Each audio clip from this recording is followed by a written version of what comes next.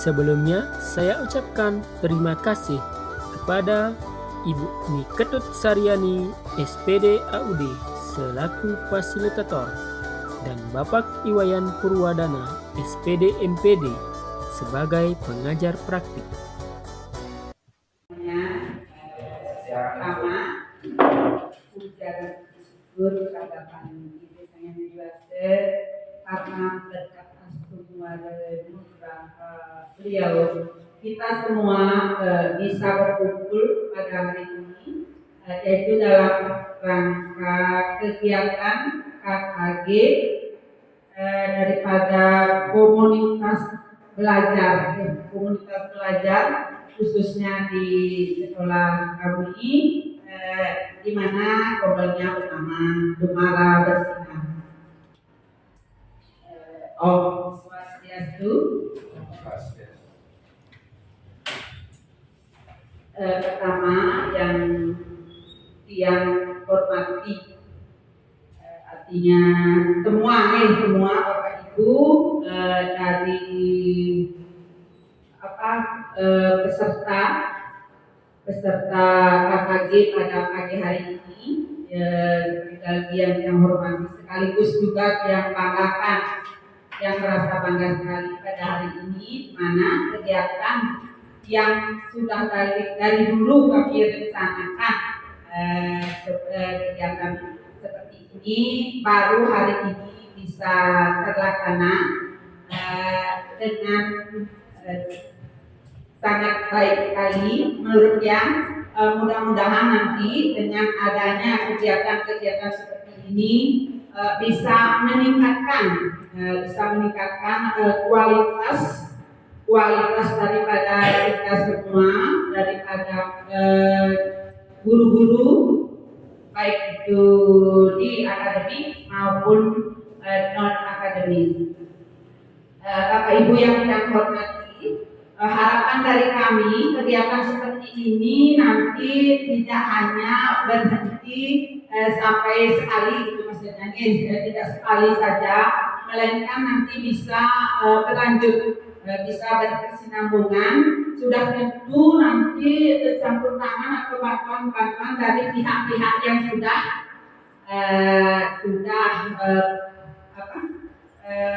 di bidang IKI, ya sudah berkompeten di bidang IKI, khususnya IKI yang baru punya bintang 1 di Dumara Bersinar, baru bintang yang cuma 1.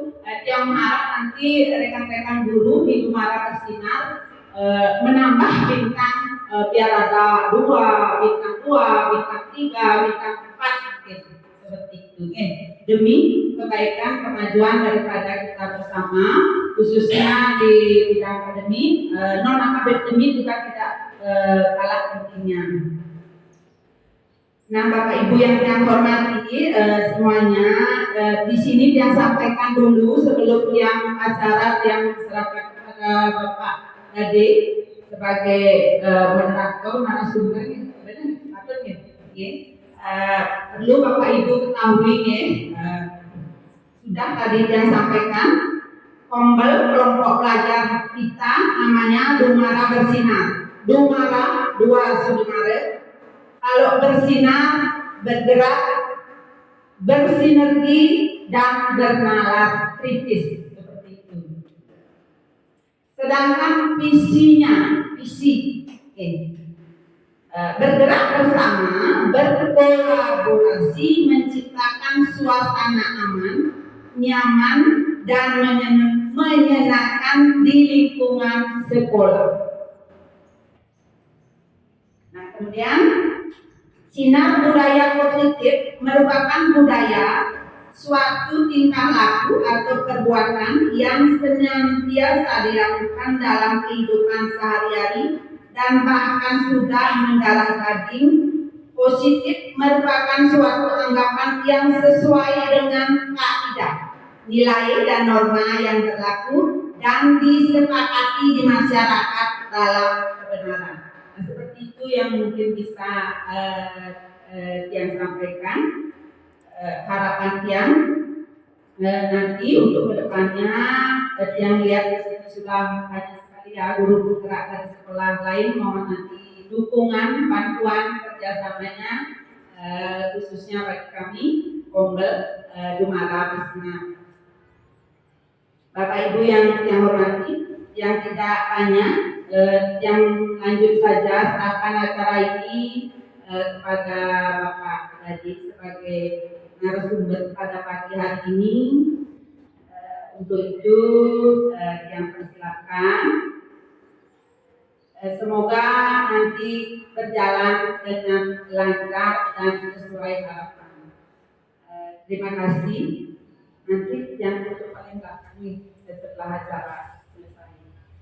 Seperti itu Bapak Ibu yang persilakan. Pak Dani. Terima kasih atas waktunya Ibu sebagai ketua global yang mengucapkan banyak terima kasih karena sudah memberikan kesempatan untuk berbagi. Terima kasih Bu yang mengenai waktunya. Selamat siang Bapak Ibu. Siang. Om Swastiastu. Salam sejahtera. Assalamualaikum warahmatullahi wabarakatuh. Salam namo buddhaya. Rahayu, rahayu, rahayu. Izinkan saya berdiri nih Bapak Ibu. Jadi di sini saya berada di depan bukan bermaksud menggurui Bapak Ibu, namun sedikit saya mau berbagi tentang apa yang saya dapatkan di pendidikan bergerak dan saya harap apa yang nantinya saya lakukan, saya ibaskan dapat berguna bagi Bapak Ibu semua. Nah, jadi saya di sini membawakan materi budaya positif. Saat ini saya sedang mengikuti pendidikan guru penggerak angkatan 10 Kabupaten Tabanan.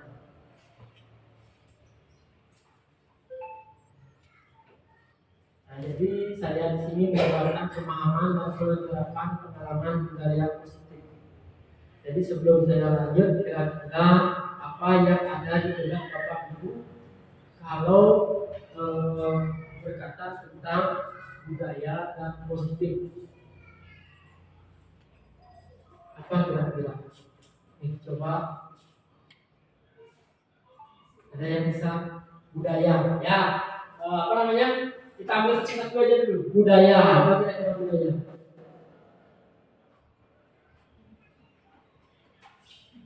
Budaya, yang bukan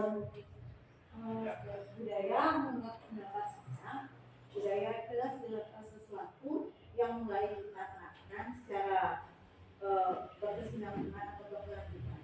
Iya. Baik, di sini tidak ada salah dan benarnya. Semua apa yang kita keluarkan dari pendapat kita itu kita anggap semua benar. Dan memang ya budaya dari Bu Komang tadi menyampaikan budaya itu adalah suatu tingkah laku atau perbuatan yang sudah terbiasa dilakukan seperti itu. Memang benar. Dan positif, tentunya positif itu adalah merupakan suatu nilai yang diyakini kebenarannya, yaitu berdasarkan kesepakatan bersama atau sesuai dengan norma-norma yang berlaku dan dianggap baik. Nah, juga dari budaya positif, apa yang bisa kita lakukan dengan acuan nilai kebaikan untuk menciptakan suasana nyaman, aman, serta menyenangkan, tentunya di lingkungan sekolah. Dan harapannya pun bukan sekedar hanya di sekolah, namun di masyarakat ataupun kehidupannya. Nah, jadi pokok bahasan dari konsep inti budaya positif ini ada 8. Yang pertama, perubahan paradigma pelajaran, kemudian disiplin positif, kemudian nilai kebajikan, 4 kebutuhan dasar manusia, 5 motivasi perilaku manusia, 6 posisi kontrol guru, 7 keyakinan kelas, dan 8 adalah garis fungsi. Kita kupas satu persatu dan harapan saya di sini Bapak Ibu agar dapat berpartisipasi aktif. Di sini kita berkolaborasi, berdiskusi, tidak menentukan siapa benar dan salah. Mari kita sama-sama berbagi.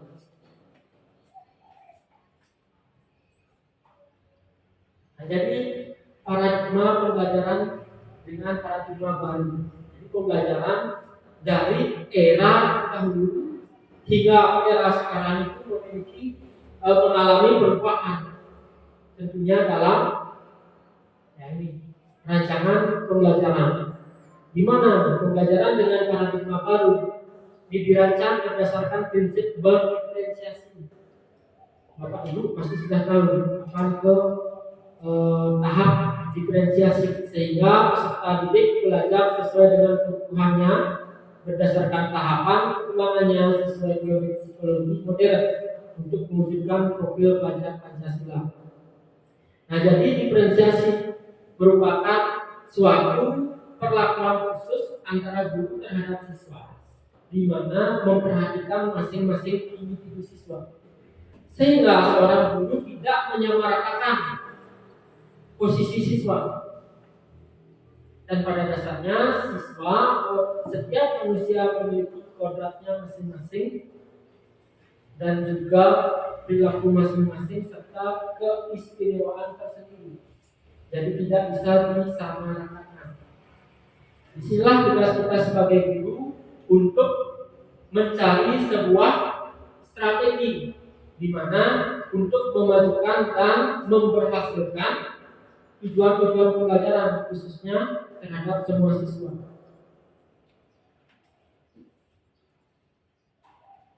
Nah, tadi dikatakan untuk mencapai profil pelajar Pancasila, dan dalam kurikulum Merdeka sudah dikeluarkan oleh Kemdikbudristek ada 6 dimensi yang terkandung dalam profil pelajar Pancasila. Yang pertama, beriman dan bertakwa kepada Tuhan Yang Maha Esa dan berakhlak mulia. Dan kemudian berkebinekaan global. Yang ketiga, bergotong royong. 4, kreatif. 5, bermoral kritis. Dan terakhir telah mandiri.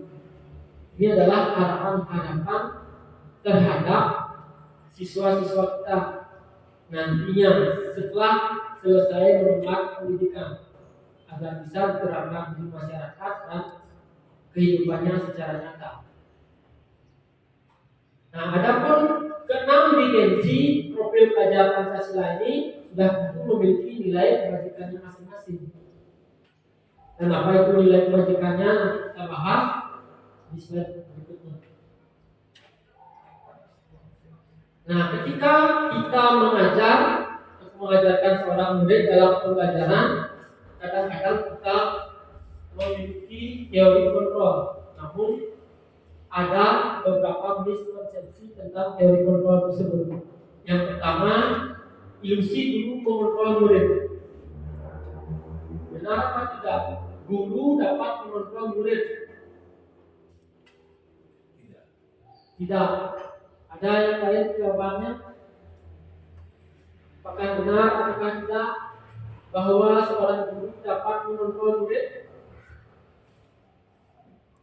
Jawabannya bisa tidak, bisa juga iya, tergantung situasinya. Tapi kita simak nanti pada teori berikutnya untuk membuktikannya. Yang kedua, ilusi bahwa semua penguatan positif efektif dan bermanfaat. Jadi penguatan positif itu berarti ketika murid itu benar melakukan sesuatu, apa yang kita mau kita berikan hadiah. Nah, itu dianggap bermanfaat dan efektif. Apakah benar? Benar. Ya, kita tampung dulu sementara ya. Nah, kemudian ada ilusi bahwa titik yang membuat rasa bersalah mampu menguatkan karakter. Nah, ketika murid salah, kita titik. Nah, akan berubah karakternya tersebut. Anggap saja ketika ada siswanya yang selamat, kemudian kita marahi, kita berikan hukuman, kita titik. Kemudian siswa itu akan berubah. Nah, itu harapannya kita. Kemudian terakhir, ilusi bahwa orang dewasa berhak memaksa. Tentunya memaksa yang lebih kecil ini biasanya yang sering terjadi pada antara guru dan murid. Nah, ini anggapan-anggapan dari miskonsepsi tentang teori-teori kontrol. Nah, jadi sebenarnya guru yang mengontrol murid atau murid yang mengontrol guru? Jadi itu adalah sebuah proses timbal balik sebenarnya, di mana guru dapat mengontrol murid, murid pun juga dapat mengontrol guru. Jadi tidak harus guru saja yang dapat mengontrol murid, murid tidak boleh mengontrol guru. Tidak. Jadi kita sama-sama harus saling berkolaborasi untuk menciptakan tadi, yaitu budaya yang positif, sehingga terbentuknya rasa aman, nyaman, dan menyenangkan. Kemudian mengubah stimulus respon ke pendekatan teori kontrol. Ada di sini stimulus kontrol bahwa kita semua sama-sama makhluk hidup, ya sama-sama yang suka dengan, saya contohkan, uang. Sama di sini ada yang tidak suka dengan uang. Semua sama ya. Nah, jadi pada teori kontrolnya ini setiap orang berbeda. Namun ada juga yang berkata, saya tidak suka dengan uang, tapi saya lebih suka dengan kasih sayang. Nah itu ada beberapa. Jadi ada juga yang mengatakan saya tidak suka uang, jadi saya ingin kebebasan saja, walaupun saya tidak punya uang, tapi saya bebas. Nah bebas ngapain jadi? Nah seperti itu. Kemudian semua orang melihat hal yang sama. Saya contohkan ketika siswa datang terlambat, apakah itu salah? Apa itu? Salah, ya sama ya. Nah, namun pada dasarnya setiap orang memiliki gambaran berbeda. Nah kita balik, kita berada di posisi yang terlambat tersebut.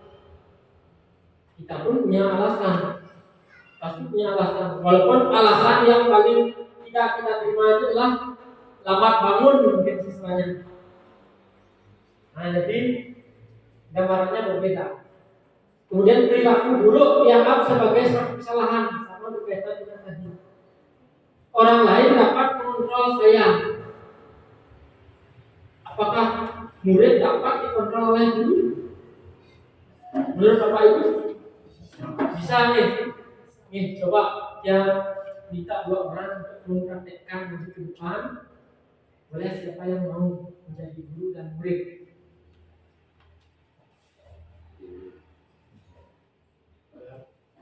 Bu Sayu Widiani, silakan Bu Sayu Widiani menjadi murid dan Bu Mas menjadi gurunya.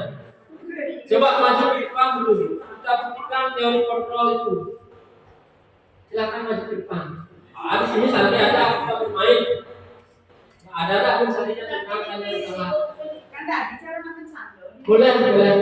Ya silakan kita berdiskusi, jangan sekedar serius sekali. Ayo Mas, maju ke depan. Nah, teori kontrol berarti guru dapat mengontrol saya, mengatur saya. Nah, jadi Bu Widiani perlakuannya sebagai murid, Bu Widiani sebagai murid, kemudian Bu Mas sebagai guru. Nah, sekarang saya akan berikan contoh. Coba buka tangannya, kepalkan tangannya. Nah, anggap sebuah tutup pensil, tutup pulpen ini adalah rahasianya Bu Widiani yang tidak boleh terbongkar oleh siapapun. Silahkan. Tugasnya Bu Widiani adalah memegang rahasia tersebut dengan terang supaya orang-orang tidak tahu rahasianya Bu Widiani. Nah, kemudian Ibu Mas bertugas sebagai pembuka ini. Ya boleh dengan cara mengancam, menyogok dengan uang, menggelitik, mau memaki-maki, ya. Sehingga Bu Mas harus dapat rahasianya ini. Kemudian Bu Widiani harus mempertahankan rahasianya ini dengan berbagai cara. Boleh melawan, boleh mendidik kalau mau. Silahkan Bu Mas sama Bu Widiani saling rayu boleh? Iya, ya silakan. Boleh untuk membuka dirinya. Apa itu yang ada di dirinya Bu Widiani? Boleh ya. Apa yang dipegang Nah, di belakang badannya. Oh, nggak ada apa-apa, Bu. Masa nggak kok tangannya terus di kepala? Iya, nggak ada apa-apa. Coba ibu lihat. Jangan. Boleh ya. Boleh. Mempertahankan itu boleh dengan segala cara. Jangan dulu, nggak ada apa-apa kok. Kan nggak boleh gitu sama guru. Ibu mau lihat apa isi tangannya tadi. Kalau Bu Guru mau lihat, boleh, tapi Tapi dengan sebuah perjanjian. tapi kalau perjanjian Bu Guru nggak boleh marah sama saya. Ya, ibu jangan marah. Coba. Ya, ibu mau lihat isi tangannya apa? Ya kalau Bu Guru mau lihat silakan, tapi dulu ya. Hah? Tapi nanti dulu Bu Guru habis jam keluar ya. Baru saya mau kasih tahu. Kok gitu? Kenapa begitu? Iya, soalnya nanti Bu Guru marah lagi sama saya. Ibu tidak akan marah sama anak adik. Nanti Ya, ibu ya. cuma mau tahu isi tangannya tadi apa. Ini nak Ya pokoknya nanti setelah jam keluar baru saya kasih tahu Bu Guru kenapa saya terlambat. ibu cuma Ya. Nah, jadi cukupkan benar supaya tidak. Coba Bapak Ibu menilai sekarang berhasil nggak Mas merebut apa benang yang ada di tangannya Bu Ami? Tidak berhasil, tidak dengan berbagai rayuan, berbagai intimidasi. Silahkan Pak Adik Jadi, terima kasih Pak Mas, silahkan boleh duduk. Ya, jadi di sini bahwa teori kontrolnya tidak bisa ya. Teori kontrolnya yang bisa mengaturnya itu adalah diri sendiri. Jadi kita kaitkan dengan kejadian tadi Bu Widiani dengan Bu Mas. Jadi Bu Widiani akan mau membuka apa yang ada di tangannya ketika Bu Mas ya berjanji tidak akan marah ataukah membuat suatu perjanjian terlebih dahulu. Nah itu pun perlakuannya antara guru terhadap siswa, walaupun guru berkuku mengasih tahu siswa agar disiplin, agar mau rajin belajar. Ketika tidak ada motivasi dalam diri siswa, itu tidak akan berhasil. Kemudian paksaan ada pada saat bujukan gagal, seperti tadi. Bujukan tidak berhasil, jadi Bu Mas boleh memaksa. Seorang guru juga dapat memaksa ketika bujukannya gagal. Dan kemudian, di teori kontrolnya kolaborasi dan konsensus menciptakan pihak-pihak baru.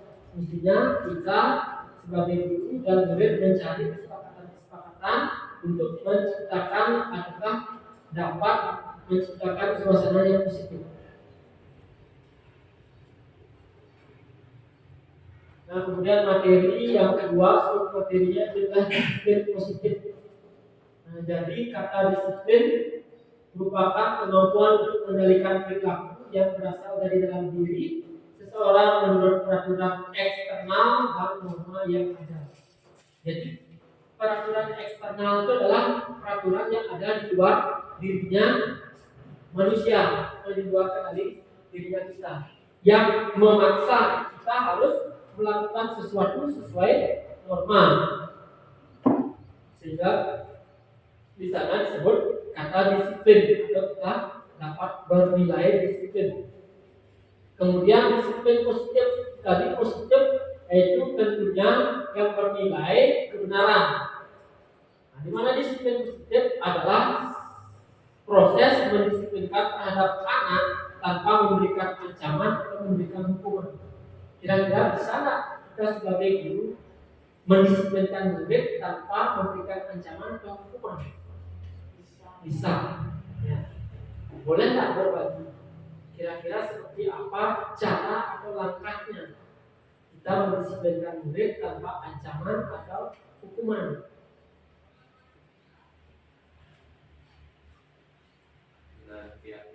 Ya.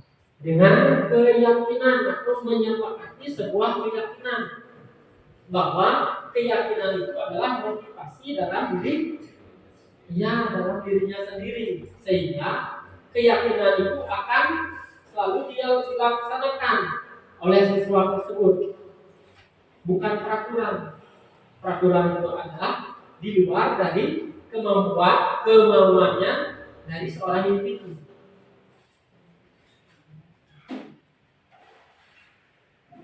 Nah, jadi nilai-nilai kebajikan di sini saya ambil 3 contoh nilai kebajikan. Yang pertama dari profil kerja Pancasila, kemudian Ibo Religious Order atau PIP, kemudian keterampilan hidup atau life strength.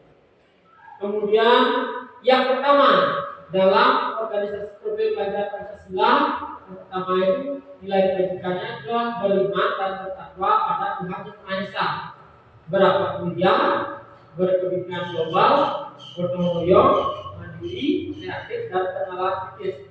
Itu adalah sebuah nilai kebajikan. Kemudian ke PYP, yaitu toleransi, rasa hormat, integritas, mandiri, menghargai, antusias, empati, keingintahuan, kreativitas, kerjasama, percaya diri, dan komitmen. Nah, itu adalah nilai kebajikan yang tertera dalam PYP. Kemudian keterampilan hidup, nilai kebajikannya dapat dipercaya, lurus hati, pendengar yang aktif, tidak merendahkan orang lain, dan memberikan yang terbaik dari diri. Artinya berusaha yang terbaik untuk meraih sesuatu. Nah, itu adalah nilai-nilai kebajikan yang dapat Bapak Ibu nanti adopsi ketika membuat sebuah keyakinan. Nah, jadi pada dasarnya kebutuhan dasar manusia ini ada 5 Bapak Ibu. Yang pertama adalah bertahan hidup, kemudian rasa kasih sayang dan diterima, kemudian kebebasan, kesenangan, dan penguasaan. Jadi kemampuan atau kebutuhan bertahan hidup ini berkaitan dengan makan, minum, mempunyai tempat tinggal, kemudian sandang atau pakaian. Nah, itu kemudian rasa kasih sayang dan diterima. Ada nggak di sini yang tidak ingin disayangi? Tidak, semua pasti ingin disayangi, baik oleh anak, oleh keluarga, semua ingin disayangi. Kemudian kebebasan. Ada yang ingin terikat di sini? Tidak, pasti tidak ya. Semua ingin bebas. Kemudian kesenangan, sudah pasti ya. Semua ingin merasakan kesenangan. Dan penguasaan. Nah, jadi penguasaan ini adalah memimpin. Ada kalanya di mana seseorang itu harus bersikap menjadi pemimpin. Nah, ketika kita mendapatkan apa yang kita inginkan, sebetulnya saat itu kita sedang memenuhi satu atau lebih dari satu kebutuhan dasar manusia, yaitu kebutuhan kita bertahan hidup, kemudian kasih sayang, kebebasan, kesenangan, dan penguasaan.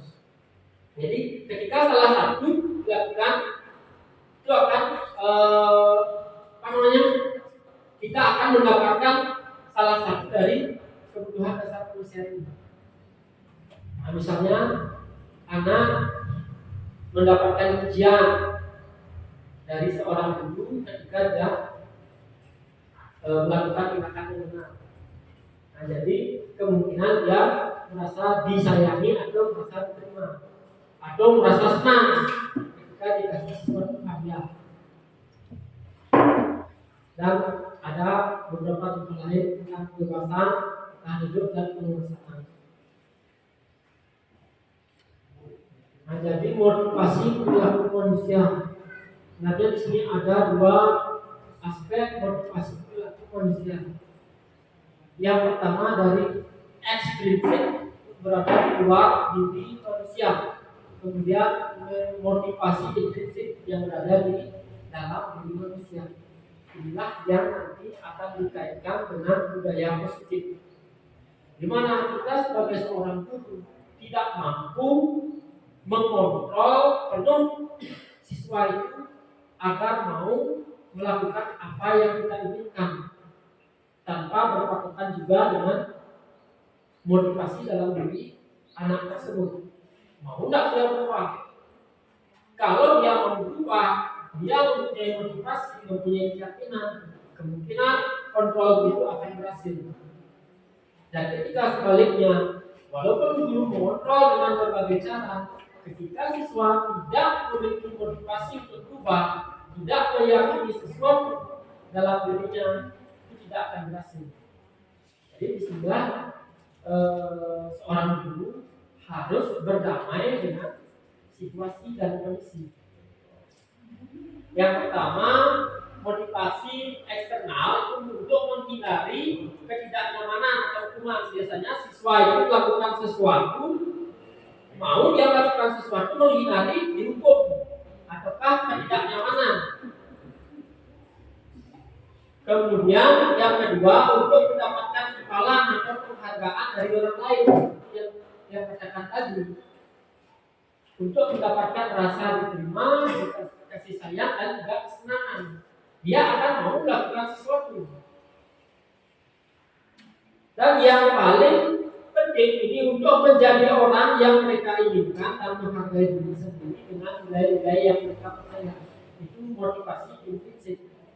Nah, jika seorang siswa sudah mampu mempunyai motivasi dalam dirinya, saya contohnya melihat sebuah sampah yang berserakan. Nah, jika siswanya tidak memiliki motivasi tersendiri, dibiarkan saja sampahnya seperti itu. Nah, ketika dia memiliki motivasi atau keyakinan bahwa kalau sampah berserakan itu akan dapat menjembar di lingkungan, dapat membuang sakit, nah dia akan sendirinya dengan senang hati dia akan mengurusnya dan mengumpulkannya ke tempat sampah. Adapun motivasi, saya ingin menciptakan suasana atau lingkungan yang bersih. Jadi setiap sampah harus saya pungut. Nah, itu sebenarnya yang paling bagus, menumbuhkan motivasi dalam diri anak. Tidak memaksa, tidak mengikat melalui peraturan-peraturan atau hukuman atau intimidasi lain terhadap seorang anak. Nah, jadi disinilah guru perlu membuat sebuah keyakinan bersama anak.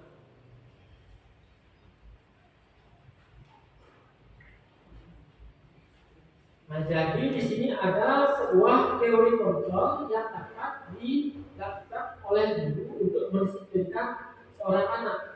Itu ada hukuman, konsekuensi, atau restitusi. Nah, jadi kita bahas satu-satu.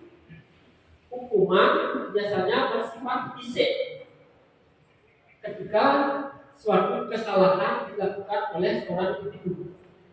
Kemudian konsekuensi itu merupakan bersama hukuman tapi sebuah ganjaran atas apa yang telah dilakukan oleh seorang anak atau seorang individu. Kemudian restitusi, di sini bukan hukuman atau konsekuensi, melainkan cara berdamai, tidak mencari salah dan yang benar. Kita sebagai seorang guru, sebagai orang manusia, ini mencari sebuah solusi dari kesalahan yang dibuat. Jadi bukan berkenaan dengan hukuman apapun konsekuensi. Nah, hukuman tidak berencana tiba-tiba, murid tidak tahu apa yang akan terjadi, tidak dilibatkan bersifat satu arah berupa hukuman fisik atau psikis. Ketika anak biasanya datang terlambat, jika guru menghukum biasanya disuruh keliling lapangan, atau berdiri di belakang kelas. Nah, ini bersifat hukuman. Kemudian konsekuensi, jika seorang anak menumpahkan vas yang berada di atas meja sehingga airnya jatuh berserakan, konsekuensinya adalah membersihkan genangan air tersebut, bukan dihukum untuk mengepel. Itu konsekuensi. Kemudian restitusi. Nah, jadi restitusi itu cara seorang guru mendamaikan situasi, tidak mencari salah dan mencari benar, mencari alasannya dan kemudian memecahkan masalah itu dengan baik-baik sehingga tercipta lingkungan sekolah yang nyaman, aman, dan menyenangkan khususnya terhadap murid. Nah, jadi selanjutnya ada 5 posisi kontrol guru. Sini penghukum, pembuat merasa bersalah, menjadi teman, sebagai pemantau, dan sebagai manajer. Nah, jadi kita kupas satu persatu yang mana yang sering Bapak Ibu terapkan biasanya di sekolah. Apakah penghukum, pembuat merasa bersalah, teman, pemantau, atau manajer?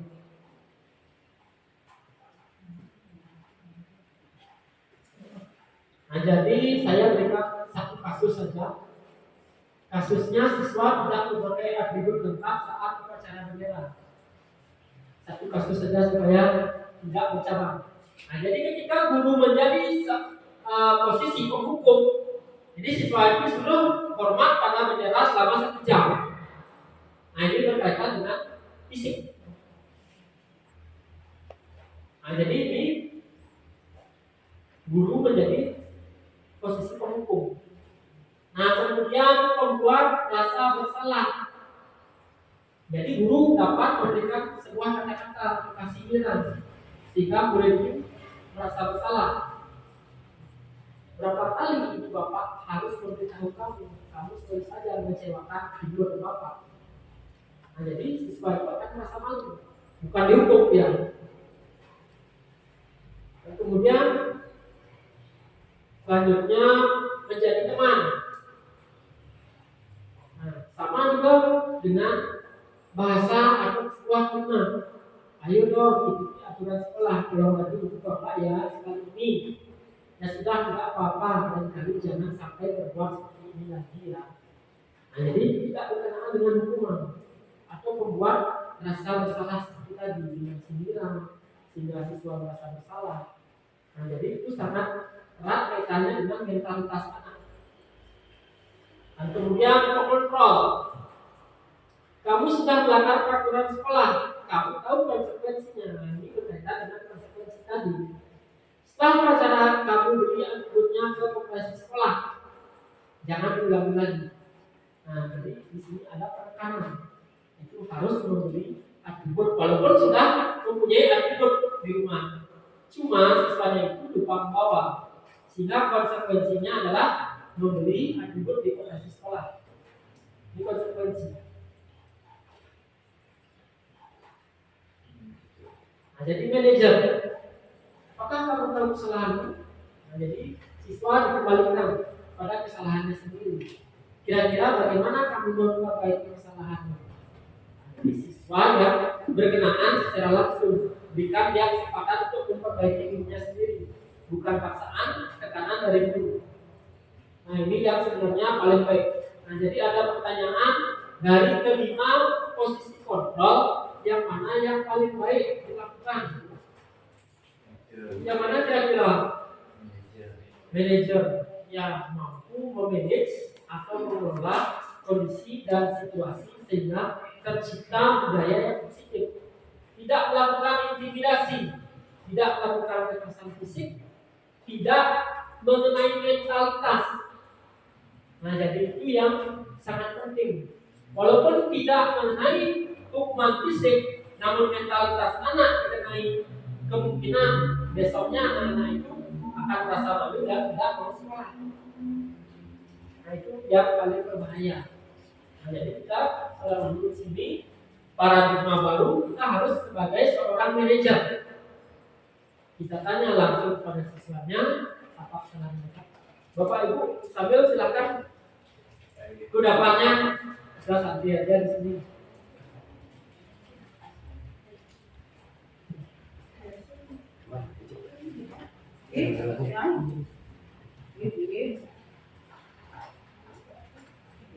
Silakan sambil menikmati kudapan, sambil kita diskusi juga.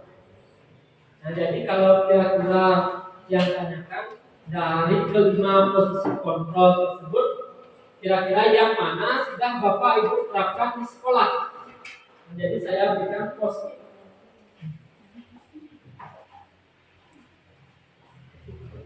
Nanti kita tempel di depan. Posisinya nggak usah dikasih nama, langsung.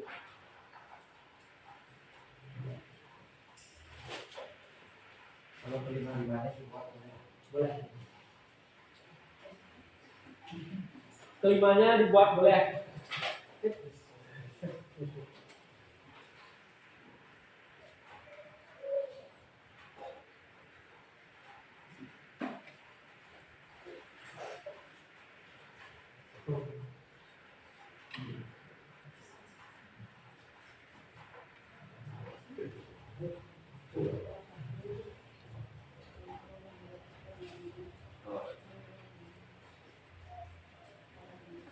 Kita introspeksi diri dulu. Nggak ada yang salah dan nggak ada yang benar. Nggak isi nama. Jadi tidak ada yang salah dan tidak ada yang benar. Bisa penghukum, ya. Ada penghukum, ada pembuat rasa bersalah. Sebagai imam boleh, buat satu boleh, buat tiga boleh, ya Pak Yang buat kelimanya boleh. Nah nanti itu dikolaborasikan. Di sini tidak ada yang salah. Penghukum boleh nggak dilakukan hukum boleh. Membuat rasa bersalah boleh, boleh. Tidak ada yang tidak boleh. Jadi kita fleksibel menjadi seorang guru.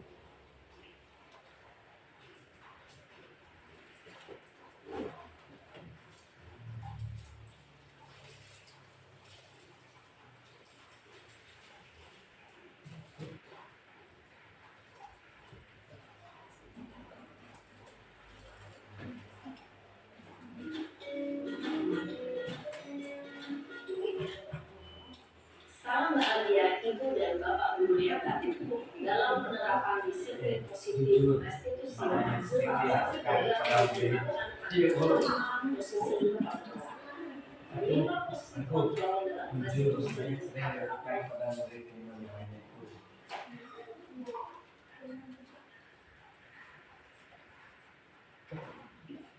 Proses perjalanan seorang pendidik agar dapat mengenali dirinya. Pada video kali ini, kita akan membahas tentang 5 posisi kontrol.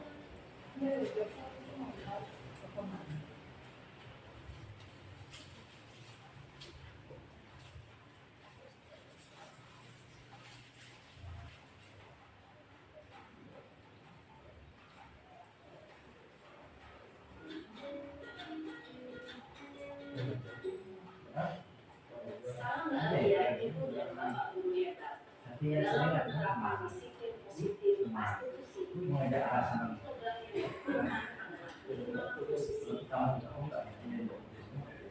Posisi kontrol dalam restitusi adalah proses perjalanan seorang pendidik agar dapat mengenali dirinya. Pada video kali ini, kita akan membahas tentang 5 posisi kontrol yang digunakan oleh Diane Dawson dan John Ada beberapa pembahasan dari struktur negatif. Dan kami berikan contoh bagaimana 5 posisi kontrol itu adalah 1. Posisi penghukum. 2. Posisi pembuat merasa bersalah. 3. Posisi teman. 4. Posisi pemantau atau monitor. Dan 5. Posisi manajer. Untuk lebih memahami kelima posisi tersebut, mari kita saksikan kasus Naren yang terlambat hadir 20 menit di sekolah dan melihat bagaimana kelima posisi kontrol dalam menghadapi masalah tersebut.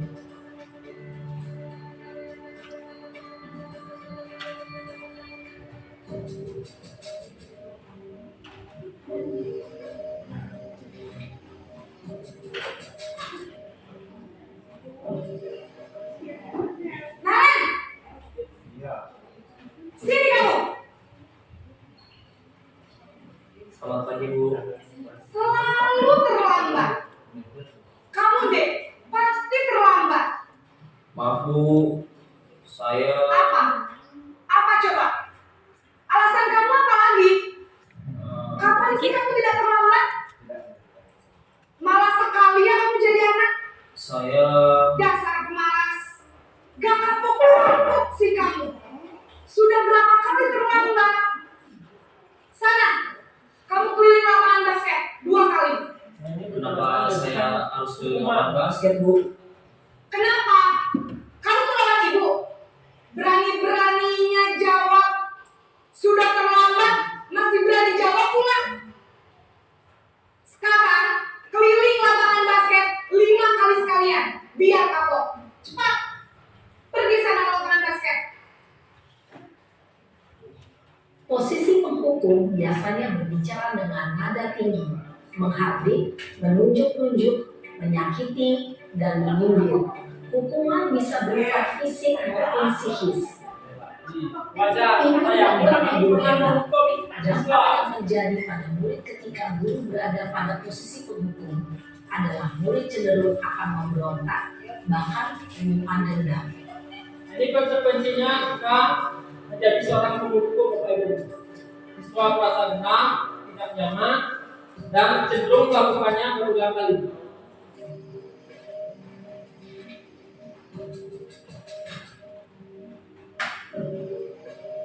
Kemudian yang kedua adalah membuat masalah.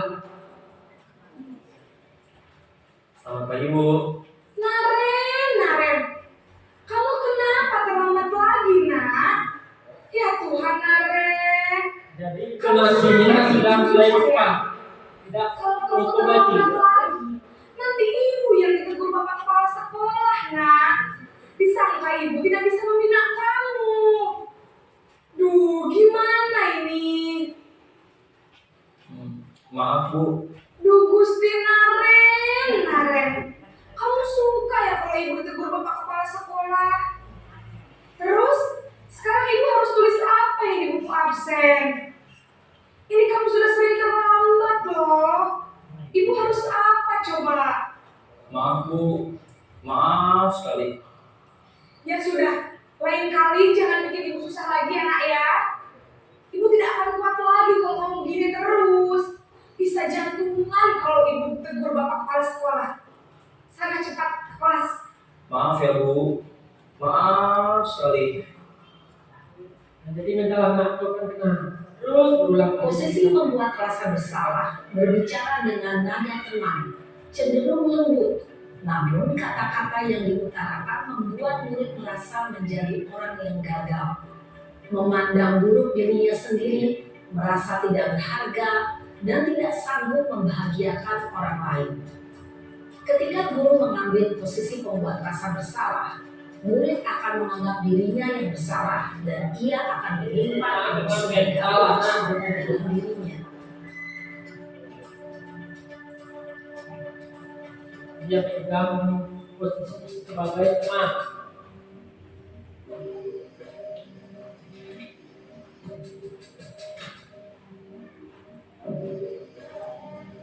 Naren,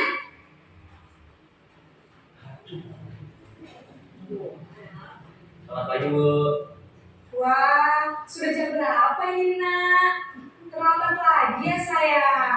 Iya, Bu. Habis ibu saya lupa bangunkan saya, Bu. Kamu malah menyalahkan ibu kamu. Kamu bukannya anak yang larinya paling kenceng. Kok terlambat sih? Iya, Bu. Saya memang terlambat bangun tadi. Jadi biarpun saya lari kencang, tetap gak kencang, Bu. Ya sudah Sarah, nanti lain kali larinya lebih kenceng lagi ya. Biar gak terlambat lagi. Bikin seneng ibu, demi ibu. Bisa kan? Bisa lah, Bu. Ya sudah sana masuk kelas. Ibu beresin urusan absen kamu. Jadi beberapa Kamu ini penguatan ada boleh dasar dilakukan dulu untuk memancing motivasi. Dalam posisi teman, guru berbicara dengan nada suara ramah, akrab, cenderung bersenda gurau untuk menjaga suasana tetap santai. Murid akan merasa senang, aman, dan akrab dengan guru. Identitas yang tercipta adalah identitas sukses atau berhasil. Namun, perlu diingat, karena ini masih dorongan eksternal, maka ada faktor ketergantungan dan murid kepada orang tertentu. Di sini, guru absennya sehingga Dengan posisi sebagai teman, bisa belum tentu anak itu akan memotivasi dalam dirinya sendiri. tentu saja.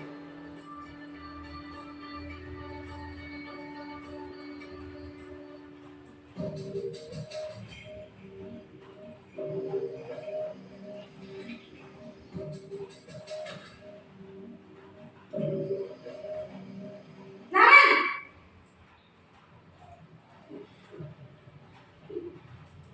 pagi Bu. Naren, apa peraturan sekolah kita tentang jam berapa kita harus masuk sekolah, nak? Kita harus di sekolah jam 7 Bu. Iya, betul. Sudah Sekarang mulai sudah ada jam ah, 7. sudah Naren sudah tahu kepolisian dunia. konsekuensinya jika terlambat hadir. Paham Bu, saya harus tinggal kelas pas jam istirahat selama 20 menit. Iya, benar. Konsekuensinya demikian. Jadi nanti jam 9.30 pas istirahat, kamu harus tinggal di kelas, kerjakan tugas tambahan untuk ketertinggalan kamu, ya? Baik Bu. Posisi pemantau mengandalkan penghitungan atau data untuk mengontrol murid. Guru mengarahkan murid berdasarkan peraturan dan konsekuensi. Seorang pemantau menunjukkan bahasa tubuh dan ekspresi wajah yang datar dan cenderung formal.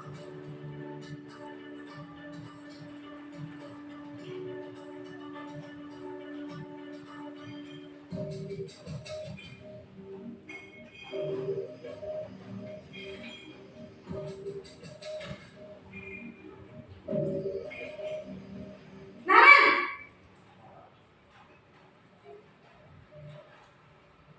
Selamat pagi Bu. Selamat pagi, Naren.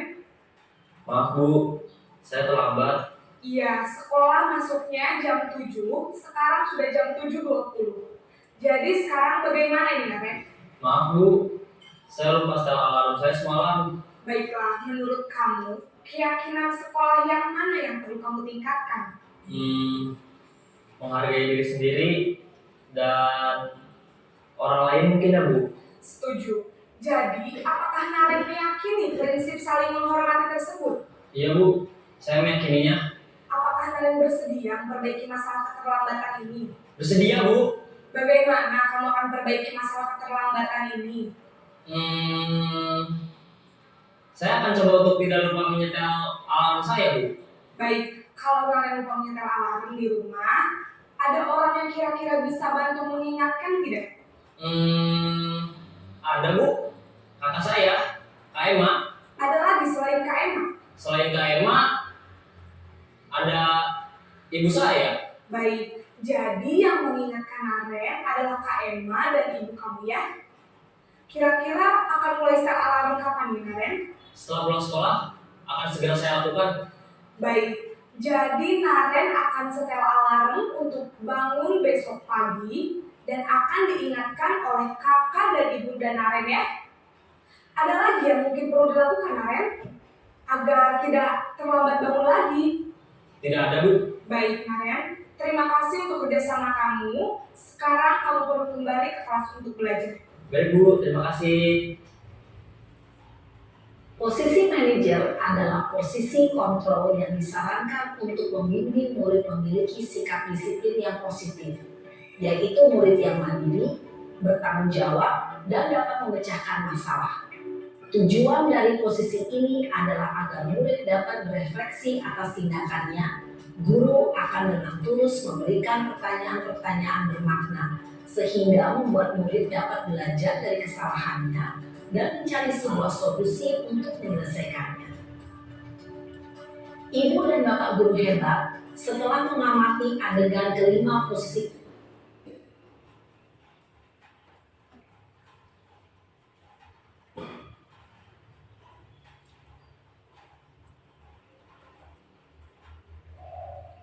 Jadi saya lanjutkan ya.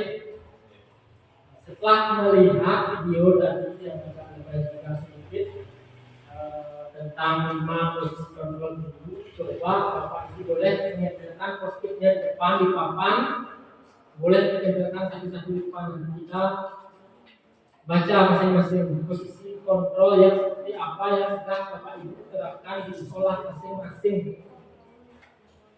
Ini boleh ditempelkan di depan. Tidak diisi nama. Belum diisi nama.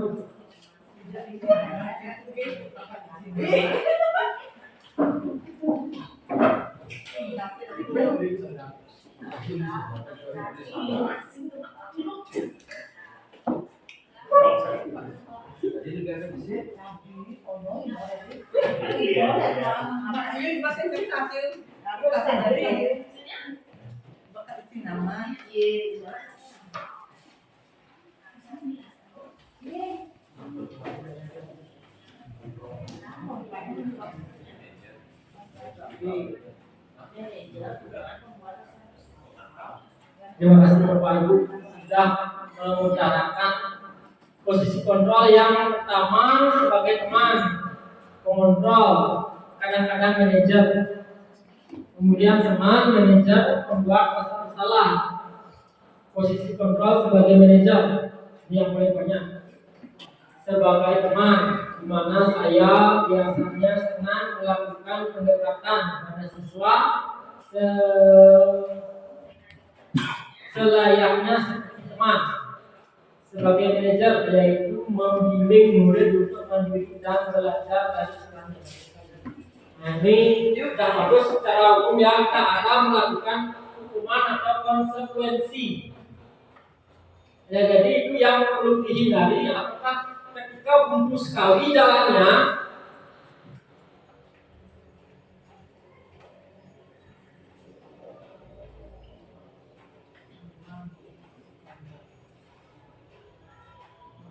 nah, ketika buntu sekali jalannya sudah dilakukan sebuah pendekatan teman, manajer, tidak juga bisa dilakukan, ya mau tidak mau itu harus mendisiplinkan murid itu menggunakan suatu konsekuensi atau hukuman. Nah, itu bisa dikenakan, namun tetap berpatokan pada hukumannya yang bersifat mendidik. Mendidik dalam artian selaras dengan apa yang kesalahannya yang dilakukan, yang agar nantinya dapat memperbaiki kesalahannya tersebut sehingga menjadi orang yang berhasil dalam tindak lakunya. Nah, kemudian materi selanjutnya yaitu tentang keyakinan kelas. Nah, berkaitan dengan nilai-nilai kebajikan dan posisi kontrol guru tadi, kemudian ada dimensi profil belajar Pancasila dan paradigma pembelajaran baru. Ini ada sebuah keyakinan kelas. Pertanyaannya, mengapa keyakinan kelas? Mengapa bukan peraturan kelas? Nah, jadi Bapak Ibu sudah punya keyakinan kelas, kelasnya masing-masing. Ada yang sudah, ada yang belum. Dan pertanyaannya belum terjawab. Mengapa kira-kira keyakinan kelas? Mengapa tidak peraturan kelas saja? Ayo Bapak Ibu. Ayo. Ya, terima kasih Bu Mantu. Bu Kurnia. Terima kasih kesempatannya. Menurut pendapat saya, keyakinan itu merupakan bagaimana kita membuat kesepakatan atau keyakinan itu akan benar-benar dilaksanakan sesuai dengan kesepakatan atau isi hati masing-masing anak didik dengan gurunya. Kalau peraturan kelas itu pasti akan berisi sanksi, baik itu bersifat hukuman atau denda atau apa, itu kesepakatan lagi. Itu maksud saya. Jadi peraturan itu kemungkinan sifatnya memaksa. Kalau keyakinan kita sudah sepakat dengan semua anggota kelas dan walinya, jadi mereka akan ikhlas atau lapang dada melaksanakan hal tersebut. Ya, Terima kasih Bu Mantu. Sudah sangat jelas sekali. Jadi keyakinan seperti apa yang mengatakan tadi, keyakinan itu merupakan motivasi dalam dirinya anak yang meyakini nilai-nilai kebenaran, kebajikan seperti apa yang mereka inginkan. Dan mengapa bukan peraturan? Nah, jadi peraturan ini adalah motivasi dari luar diri anak. Sedangkan jika kita kaitkan dengan teori kontrol tadi, seorang anak tidak akan mau berubah tanpa memiliki motivasi di dalam dirinya sendiri. Jika anak sudah memiliki suatu keyakinan tertentu, pasti dengan otomatis anak akan menjalankan keyakinan tersebut karena dia meyakininya. dan peraturan. Nah, jadi peraturan itu adalah berupa tekanan yang ada dari luar diri anak tersebut. Jadi cenderung anak akan merasa tidak nyaman, mau melakukan sesuatu karena merasa tidak nyamanan, takutnya dihukum, takutnya dimarahi oleh guru. Sehingga anak itu akan melakukan sesuatu dengan paksaan, bukan dari dalam dirinya sendiri. Jadi itulah pentingnya kita membuat sebuah keyakinan kelas.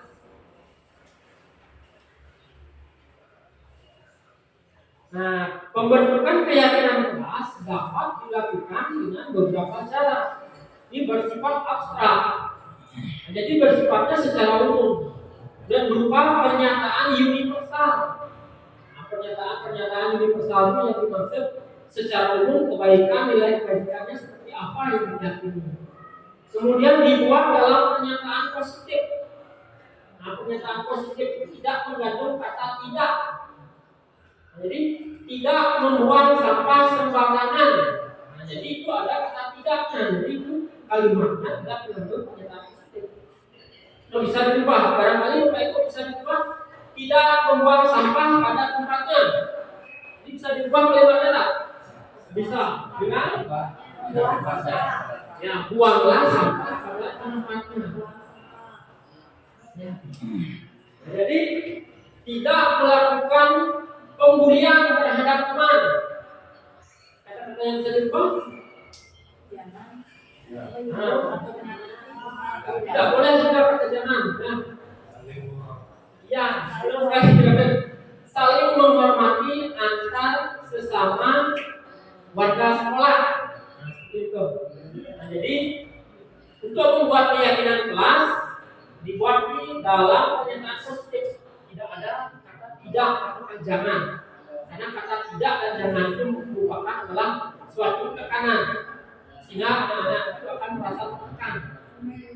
Sehingga dia harus melaksanakan peraturan-peraturan itu. Jadi sedikit saja agar mudah diingat, tidak banyak lebar. Tadi buanglah sampah pada tempatnya, saling menghormati, saling menghargai, datang tepat waktu.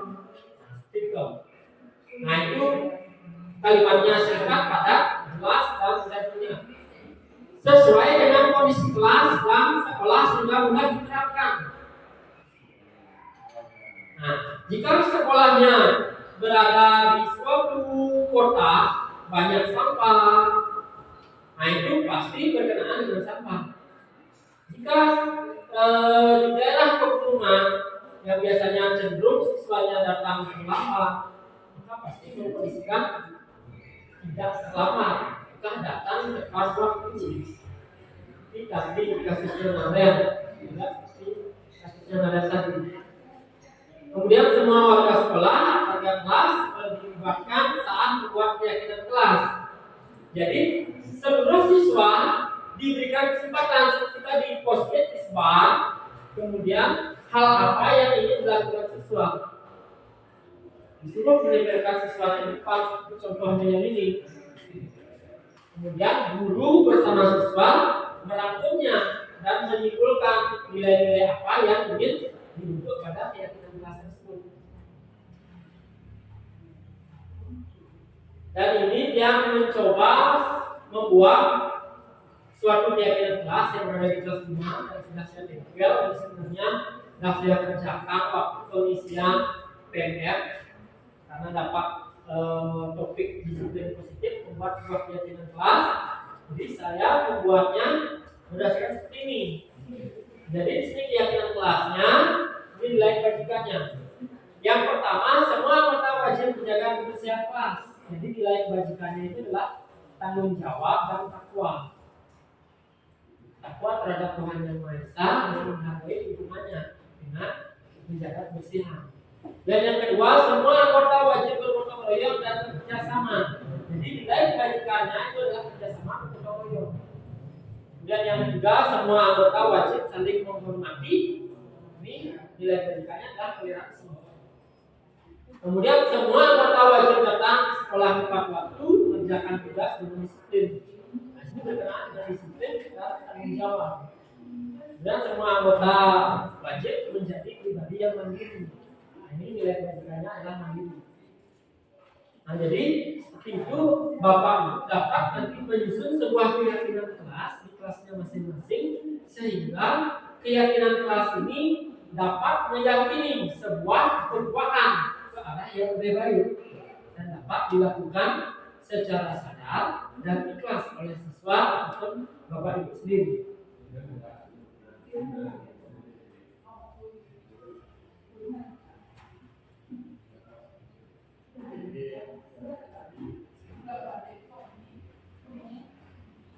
Nah, kita lanjut ke materi terakhir yaitu adalah segitiga restitusi. Nah, sebelum lanjut ke segitiga restitusi yang terakhir, boleh masih S-nya belum dicicipi. Nah, boleh. Nah, jadi segitiga restitusi ini merupakan suatu proses dialog yang dijalankan oleh guru agar dapat menghasilkan murid yang mandiri serta bertanggung jawab. Sehingga terus sebagai seorang guru kita berkonsultasi, berkomunikasi dengan murid, berdialog sehingga menghasilkan murid yang mandiri dan bertanggung jawab. Dikembalikan sendiri kepada muridnya, kita sama-sama carikan solusi. Bukan sekedar kita murid salah, kita hukum untuk memberikan konsekuensi. Nah, sebaiknya ini berkaitan sebenarnya dengan posisi kontrol sebagai manajer. Mana kita melontarkan beberapa kalimat atau pertanyaan-pertanyaan yang bersifat positif, sehingga siswa tidak akan merasa tertekan dan lebih ke merasa nyaman. Nah, yang pertama, ini menstabilkan identitas dari bawah dulu. Nah, kemudian validasi tindakan yang salah. Nah, bisa menanyakan, kenapa kamu terlambat? Apa yang terjadi? Nah, itu. Kemudian menanyakan keyakinannya. Nah, jadi kalau saya balik, kira-kira jika siswa yang terlambat melanggar nilai kewajiban dan keyakinan kelas yang nomor berapa, Bapak Ibu? Ya, disiplin dan tanggung jawab. Nah, jadi balik kita bisa menanyakan. Nah, ini berkenaan kalau kita sudah mempunyai sebuah keyakinan kelas. Ini bisa kita tanyakan keyakinan kelas yang mana yang kamu larang. Nah, seperti itu. Dan kemudian yang terakhir dalam tahapan segitiga restitusi yaitu menanyakan keyakinan untuk dapat merubah tindakan apa yang dapat dia lakukan, mengubah dirinya ke yang lebih positif lagi.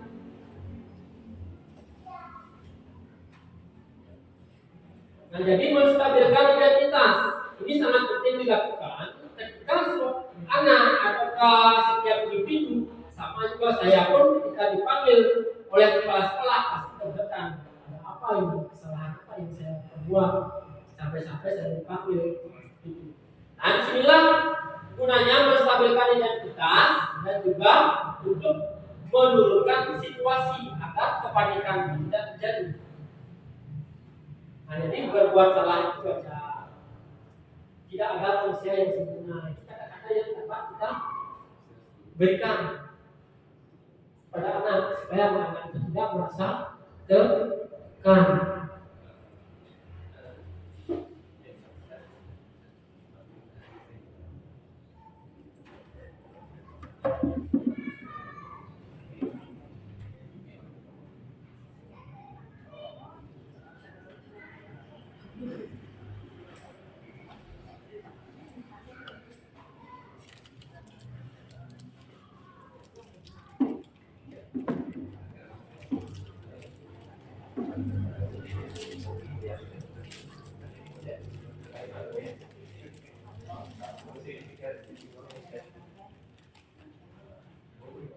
Mohon maaf jaringannya terganggu. Jadi menstabilkan identitas sangat penting dilakukan oleh seorang guru supaya anak itu tidak cenderung takut dan rasa takut ketika dipanggil melalui kesalahan-kesalahan yang tertentu. Jadi boleh bersendak gurau sama anaknya sehingga anaknya tidak merasa tertekan, sehingga kondisinya dulu stabil. Dan yang kedua yaitu menanyakan tindakan yang salah atau memvalidasi tindakan yang salah. Nah, tadi, kenapa kamu berbuat salah? Kenapa kamu tidak mau memungut sampah? Kenapa kamu datang terlambat? Nah, berikan kesempatan pada siswa untuk mengutarakan pendapatnya sendiri. Kemungkinan siswa akan mempunyai alasan-alasan yang tepat yang kita tidak bisa bayangkan. Kemungkinan dia datang terlambat karena mengurus neneknya yang sakit atau tahun lalu. Kemungkinan juga dia sedang sakit atau memaksakan di sekolah. Dan itu juga alasan-alasan yang masuk akal dan mestinya dapat kita terima.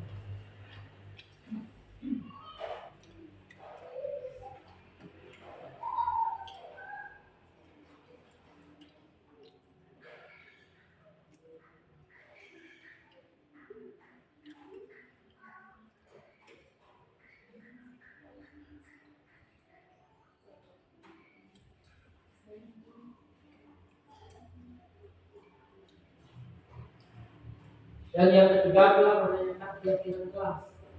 Nah, jadi seperti tadi nilai validasinya sudah, kesalahan yang mereka perbuat, dan sekarang membentuk sebuah keyakinan. Jadi tindakan apa yang bisa kita lakukan untuk mencari solusi. Nah, di sini dalam segitiga resolusi kita tidak mencari siapa yang salah dan siapa yang benar. Dan kita di sini untuk mencari solusi bersama-sama disepakati untuk ke tindakan yang lebih positif lagi.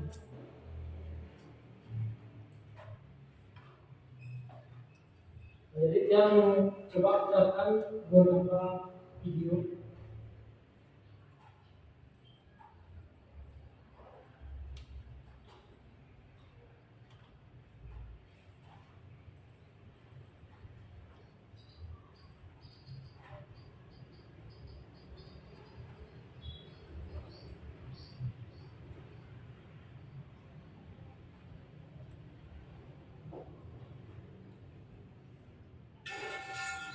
Ibu sudah pernah bilang kan sama kalian semua, kalau ibu sengaja mengambil yang pertama untuk mata pelajarannya ibu, untuk melatih kalian disiplin.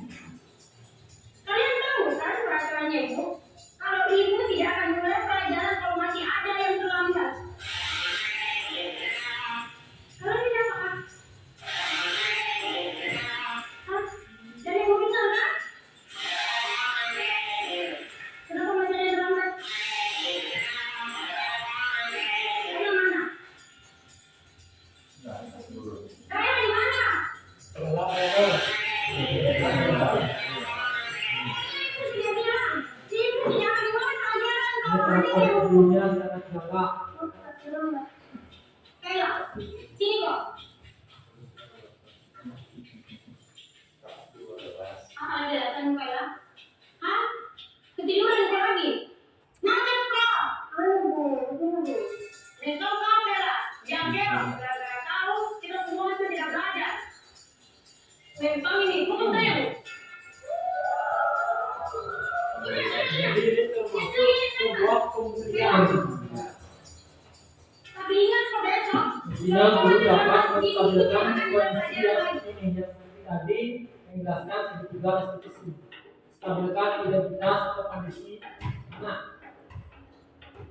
Selamat pagi anak-anak.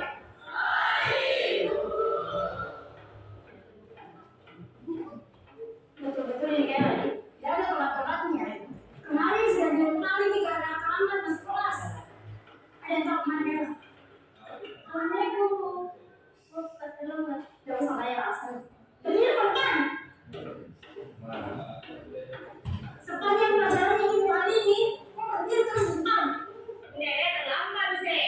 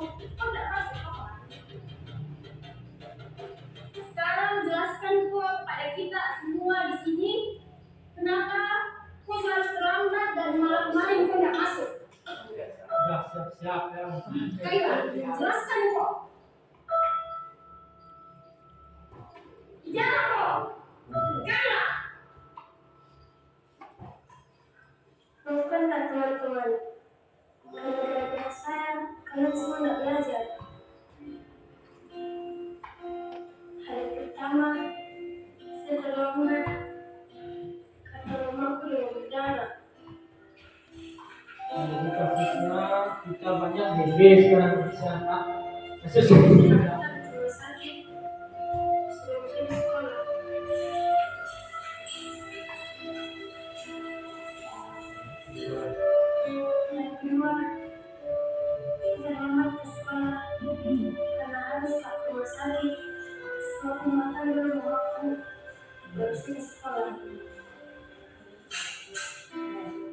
Hari ketiga kemarin saya tidak masuk sekolah.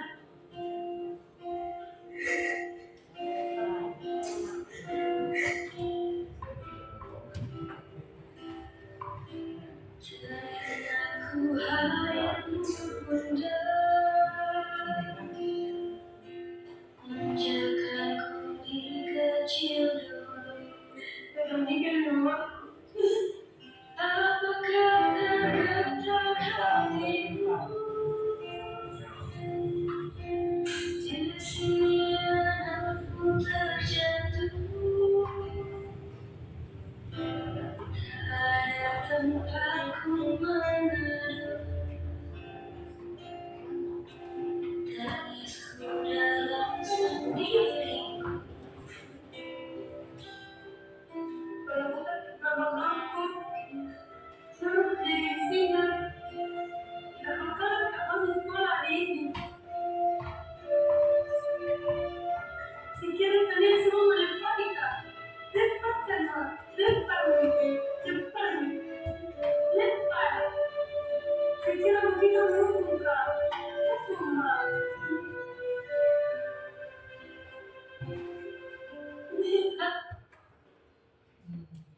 Jadi videonya saya cukupkan.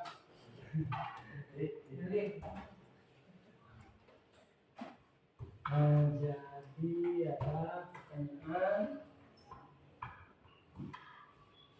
kira-kira jika Bapak Ibu menjadi guru tersebut, apa yang mestinya Bapak lakukan? Ya, di awal kita kalau mengkaitkan dengan segitiga restitusi, katanya dulu sebagai manajer, katanya terlambatnya karena apa? Kemudian distabilkan situasinya tadi, ya, sehingga tidak terjadi pemberian oleh temannya. Nah, di sana seorang guru harusnya dapat menstabilkan kondisinya. Dan kemudian barulah berangsur-angsur menanyakan apa penyebab keterlambatannya.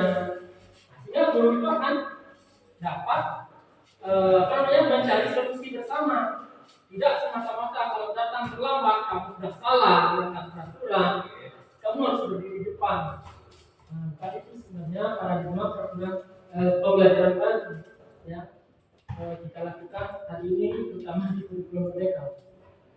Dan kemudian jika dibalik, jika Bapak Ibu menjadi siswi tersebut, apa yang Bapak Ibu rasakan ketika diperlakukan seperti itu oleh seorang guru? Nah, pasti tentunya sangat kecewa, sangat sedih. Nah, itu kita di sini belajar merasakan bolak-baliknya, merasakan timbal baliknya. Kita menjadi murid, menjadi guru, kita menjadi guru memperlakukan murid di mana semestinya agar murid itu merasa nyaman. Nah, jadi baru kita akan bisa menciptakan suasana yang positif, menciptakan lingkungan budaya yang positif, terutama di sekolah, dengan masyarakat, dengan wali siswa, sesama guru, pimpinan, terutama warga sekolah.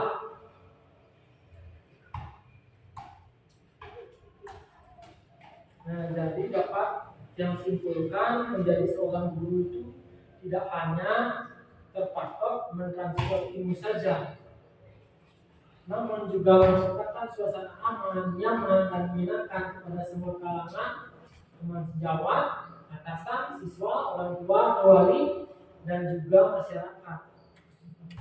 Nah, itulah tugas guru di sekolah sangat banyak. Nah, jadi guru itu diibaratkan orang tua kedua dari murid tersebut.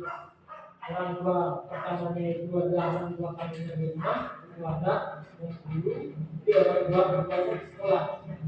Jadi itu berkaitan dengan pusat pendidikan, keluarga, sekolah, dan masyarakat. Nah, jadi sekian yang dapat yang tanyakan. Mungkin ada beberapa pertanyaan yang masih belum saya jawab dan masih mengganjal gitu nah. Artinya Bapak Ibu boleh ditanyakan. Ada Bapak Ibu yang mungkin bertanya? Kita mungkin sudah capek, sudah ngantuk. Lapar ya, ingin sudah kita akan dibagikan. Jadi sekian dulu yang dapat saya sampaikan, dan jika mau ada kesalahan kata yang terbuat, yang katakan yang tidak sengaja, yang mohon maaf sebesar-besarnya. Akhir kata yang ucapkan para Santi, Om Santi Santi Om. Assalamualaikum warahmatullahi wabarakatuh. Salam sejahtera, salam budaya, rahayu. Untuk waktu dan tempatnya yang persilahkan kepada Ibu Ketua Bonggolnya.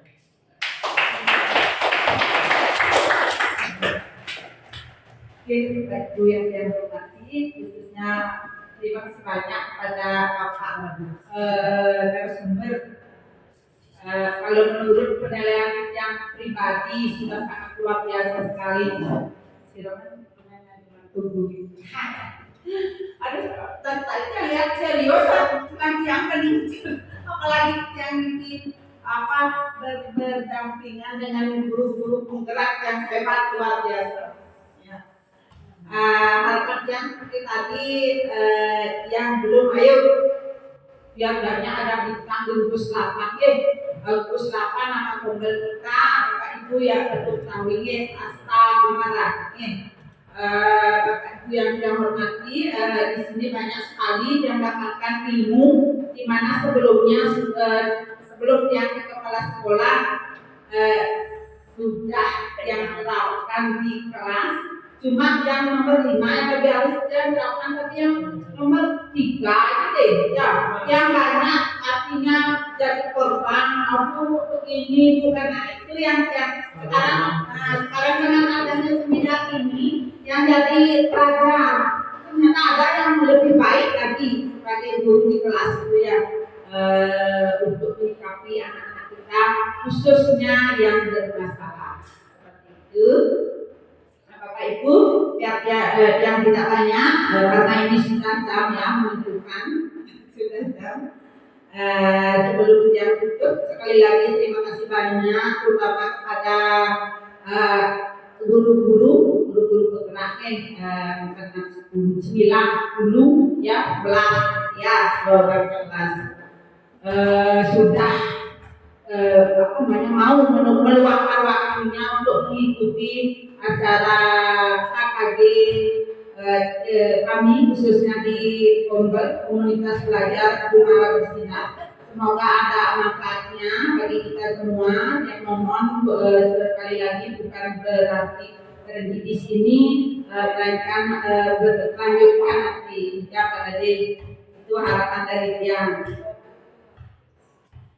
Bapak Ibu harus nyambung sedikit sebelum Tiang. Walaupun di awal yang tidak teranggun yang baru ingat sebenarnya diharapkan oleh pimpinan kita, artinya kepala pedisi dan sebagainya itu untuk mengurangi suasana yang begitu serius ya. Sekarang ini kan aman, menyenangkan begitu untuk melestarikan lagi pantun ya, budaya pantun khususnya di Tabanan. Bapak Ibu, kalau ada sumur di ladang bolehlah kita mandi. Kalau ada umur yang panjang bolehlah kita berjumpa lagi. Kalau antaranya sudah biasa ya, biasa umum. Nanti yang khususnya lebih banyak belajar lagi ya, biar mengikuti perubahan-perubahan yang ada. Sekali lagi terima kasih banyak. Mohon maaf kekurangannya. Ya mohon maaf kekurangannya, kami selalu terbuka. Welcome untuk ilmu-ilmu yang khususnya positif bisa meningkatkan kualitas mutu pendidikan. Akhirnya acara ini yang tutup dengan kalimat Om Santi Santi Santi Om. Yes.